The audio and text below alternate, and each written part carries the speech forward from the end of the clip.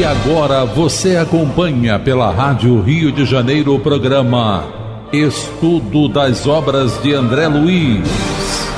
Vamos refletir sobre o livro Nosso Lar. Produção e apresentação, Tereza Cristina e Marco Antônio.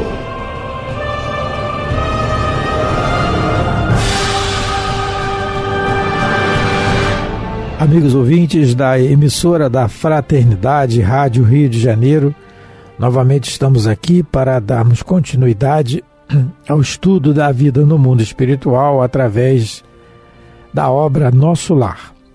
Obra que foi ditada pelo Espírito André Luiz e que foi psicografada pelas mãos abençoadas de Francisco Cândido Xavier. Olá, caros ouvintes, vamos começar o nosso estudo. Estamos estudando o capítulo 49, Regressando à Casa. No último programa, nós vimos que o André Luiz, ele tem a primeira grande decepção, não é? Ao chegar em casa, quando ele vê no quarto, né? Entra no quarto da Zélia e vê que ela está casada novamente, tem um homem deitado, ele diz, né, que tem um homem deitado na minha cama, ele se apossou do meu lar, a esposa me esqueceu, a casa não me pertencia mais, e ele começa com muitos questionamentos, não é? E ele chega lá na casa e, além de ver esse homem deitado na cama, ele vê que esse homem está acompanhado de 3 entidades, né, espirituais negras que estavam interessadas em perturbar a saúde do segundo esposo da Zélia. Então isso deixou ele mesmo relata que um corisco não me fulminaria com tamanha violência. Ele compara, né, a visão que ele teve, foi um choque tão grande que se um raio caísse nele, ia ser bem parecido com o que estava acontecendo ali. Então, mas a gente também comentou que André Luiz, ele foi preparado durante 1 ano na colônia Nosso Lar para poder ver essa situação. Porque os mentores, a mãe dele, o Clarencio, todos os amigos, né, moravam em Nosso Lar, sabiam dessa situação nova que ele iria encontrar no lar. E também conhecendo, não é, o caráter do André Luiz, a personalidade dele, eles entenderam que seria melhor prepará-lo de algumas maneiras. E como é que eles encontraram essa maneira de prepará-lo? Mostrando para ele certas situações de pessoas que tinham relacionamentos afetivos e que, quando desencarnaram, a coisa mudou. Então, ele vê o caso da neta da dona Laura, Heloísa, que ele escuta a dona Laura falar para ela que quando ela voltasse à Terra, pudesse vir visitar, né, aqui a crosta, ela já veria o noivo casado. E mostram para ele o caso Tobias, aquela situação de você viver com as suas 2 esposas, apesar que lá ele vivia maritalmente só com a dona Hilda. É importante a gente observar essa questão aí, que esse capítulo traz, é uma questão delicadíssima, a Tereza está falando. É importante a gente observar esse detalhe que a Teresa falou. Ele vivia maritalmente com uma. Sim, mas a outra também frequentava um ambiente lá. Então ele foi sendo preparado. A dona Laura dá explicações para ele no capítulo que a gente estudou, Noções de Lar. O Lísias fala para ele sobre casamento. Então, quando eles podiam, eles introduziam o assunto de casamento, de relacionamento afetivo, de família, para que ele fosse, não é, mudando as suas concepções acerca dos relacionamentos afetivos entre marido e mulher para esse dia. E aí a gente vê o cuidado dos bons espíritos, né, em poder nos ajudar. E aí vamos começar a nossa leitura a partir do parágrafo 14. De pronto, né? De pronto, começa assim. Então ele está lá, entrou no quarto, viu um homem deitado na cama dele, 3 espíritos, né? Em volta. Porque se ele chega em casa e encontra a Zélia namorando como é o nome dele? Do Ernesto, né? Ernesto. Namorando o Ernesto, aí ele matava, ele virava obsessor na hora. Então, até isso, eles esperaram a hora certa do moço estar doente, né? Porque aí ele está acamado, está doente, está prostrado, então, para ver se sensibilizava um pouco ele. Por isso que eles trouxeram nesse momento, escolheram a dedo. E aí o parágrafo começa assim. De pronto, tive ímpetos de odiar o intruso com todas as forças, mas já não era eu o mesmo homem de outros tempos. O Senhor me havia chamado aos ensinamentos do amor, da fraternidade, do perdão. Então, Verifiquei que o doente estava cercado de entidades inferiores, devotadas ao mal. Entretanto, não consegui auxiliá-lo imediatamente. Tem vários ensinamentos aí nesse parágrafo, né? Como esse capítulo é tão interessante, porque toca dentro de nós, naquilo que a gente mais tem de... Quer dizer, no nosso defeito fundamental, que é o egoísmo, né?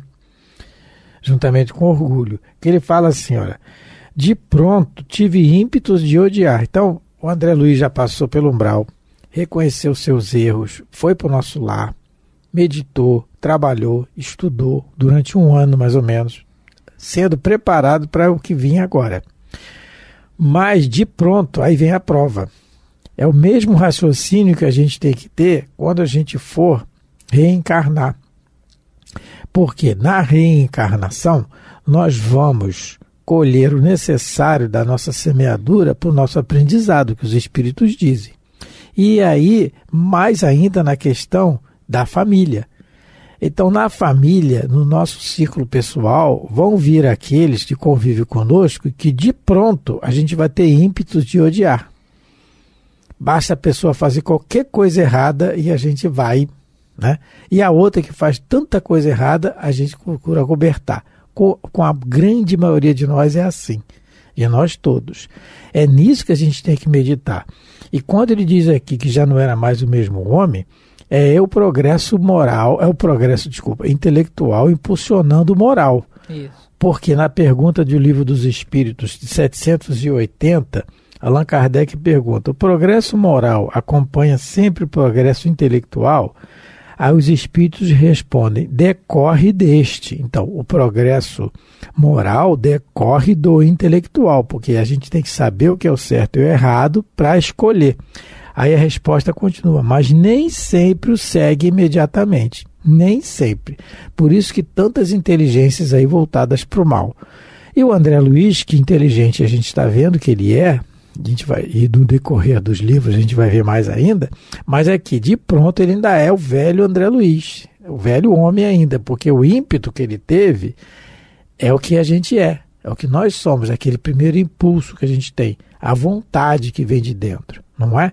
E aí na pergunta também, só mais estendendo mais um pouquinho o raciocínio, na pergunta de 783, no mesmo capítulo do Livro dos Espíritos, da Lei de Progresso, Allan Kardec pergunta, segue sempre marcha progressiva e lenta o aperfeiçoamento do homem, da humanidade? Aí eles falam que há o progresso regular e lento que resulta da força das coisas. Quer dizer, a gente evolui sempre, né? Quando, porém, não progride tão depressa quanto devera, Deus o sujeita de tempos a tempos um abalo para que o transforme. Então, no caso do André Luiz aqui, é o abalo para que ele se transforme.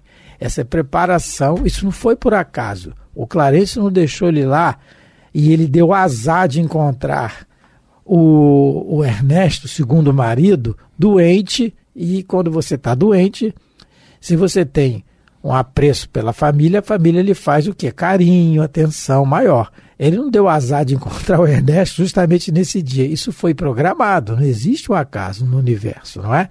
E na programação é justamente nesse dia que ele tinha que encontrar, porque é o abalo que vai fazer dele, esse abalo, na sua transformação. Aí a decisão é dele, o que ele vai fazer. Quando ele diz aqui, mas já não era eu o mesmo homem de outros tempos. O Senhor me havia chamado aos ensinamentos do amor, da fraternidade e do perdão. Onde que o Senhor chamou ele para fazer isso? Nas câmaras de retificação. Foi lá que ele começou a ter novas noções desses sentimentos, porque como o Marco falou, o progresso intelectual, né, os espíritos nos ensinam que se efetua sempre. E para você desenvolver o moral, você precisa desse. Então, aquele trabalho, né, 1 ano nas câmaras de retificação, lá lidando com todo tipo de aflição, com todo tipo de doente, aquilo foi começando a fazer ele a perceber, né, com a razão, com o entendimento, com o intelecto, a necessidade que todos temos de apoiar uns aos outros, que todos somos filhos de Deus, que ninguém é melhor do que ninguém, todo mundo tem as suas provas. Então, como ele diz aqui, vamos supor, no trabalho, as sementinhas, né, da mensagem de Jesus foram colocadas no coração dele. Primeiro no cérebro, porque a pessoa inteligente consegue, né, ver com mais clareza. Então, a gente vê que a evolução moral, ela é um processo. Não adianta nós acharmos que nós vamos sair dessa encarnação aqui santos, porque não vamos. O que nós estamos fazendo, no caso, né, no contato com a doutrina espírita, que pelo menos para mim é uma novidade. A gente está semeando no nosso cérebro, no nosso intelecto, toda a mensagem de Jesus. Porque a gente já está com boa vontade, a gente se abriu, não é para isso, mas isso vai ser um processo até a gente poder frutificar essas sementes do evangelho, vai levar um tempo. Então, por isso, não é? Ele já sabe que tem que ajudar, ele já sabe muita coisa de tudo que ele viu em nosso lar, mas por enquanto, como ele diz aqui, né? O raio foi como se um raio tivesse caído em cima dele, né? Eu acho que ninguém tem ímpeto de odiar, a pessoa fica com raiva na hora, né? E agora, a decisão dele vai ser manter ou não esse sentimento, aí que é a prova dele, não é? Nessa questão também, a gente pode recorrer ao capítulo do Nosso Lar mesmo, capítulo 17, quando ele está na casa de Lísias, que o André Luiz está recebendo já as instruções para o trabalho dele, e aí o Lísias fala com ele assim, decorrido o tempo, fala com ele assim, que o interstício das experiências carnais deve ser bem aproveitado, né? Você vai trabalhar no Ministério da Regeneração, né, vai ingressar no Ministério da Regeneração, do Auxílio, da Comunicação, do Esclarecimento durante 1 ano. Decorrido este tempo, veremos o que será possível fazer relativamente aos seus desejos. Instrua-se, meu caro. Então, decorrido, foi feita essa proposta a ele, a gente leu anteriormente, está no capítulo 17, que se ele aproveitasse bem durante 1 ano essa passagem pelos ministérios no trabalho, aí eles vão ver o que poderia ser feito ao desejo dele. Qual é o desejo dele? Ir em casa, ver que é o que está acontecendo agora. E ele diz, bem aproveitado, né? Isso. E exatamente o que Kardec pergunta no Livro dos Espíritos, na questão que eu vou achar aqui, da compreensão que a gente tem que ter. Porque aproveitamento do trabalho é a compreensão, na pergunta 917. Qual o meio de destruir-se o egoísmo? Que é o grande problema aqui do André Luiz, que é o nosso, egoísmo. E na resposta que os espíritos dão a Kardec, por 3 vezes, eles falam da compreensão que o espiritismo nos faculta. E é compreender exatamente o que a gente leu na 790, a instrução. Compreensão é se instruir acerca da vida, não é? Que é o que a proposta que o Espiritismo nos traz. A fé raciocinada que Allan Kardec fala. Então ele aproveitou bem e agora é a prova. Ele aproveitou bem para se instruir no trabalho e agora é a prova. A prova vem, vamos ver o que ele vai fazer. Né? Porque de momento ele não conseguiu, né? Então por isso que a gente disse que a questão é um processo. A nossa evolução moral, tanto a intelectual quanto a moral, mas principalmente a moral, é um processo. Ele sabe que ele tinha que ajudar. Foi isso que porque ele ajudava, é o que ele fazia. Mas quando entra, né, como o Marco colocou, o nosso interesse pessoal na história, a coisa muda.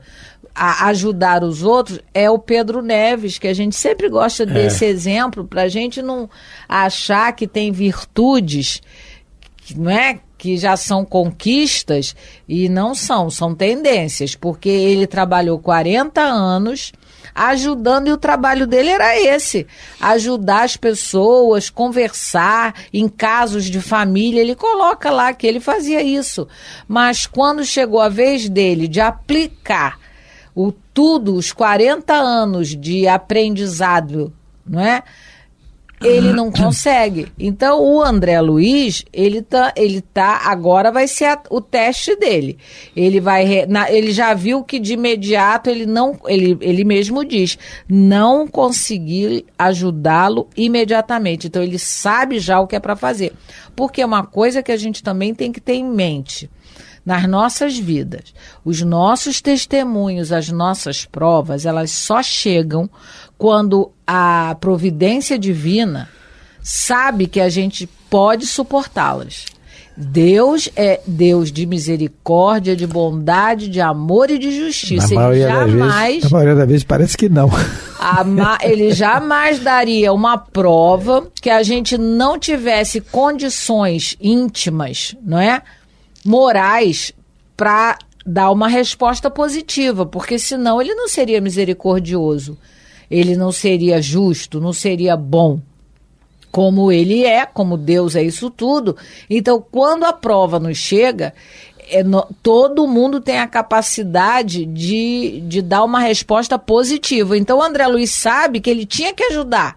Então ele diz, mas eu não consegui ainda. Então vamos ver o desenrolar, que é muito...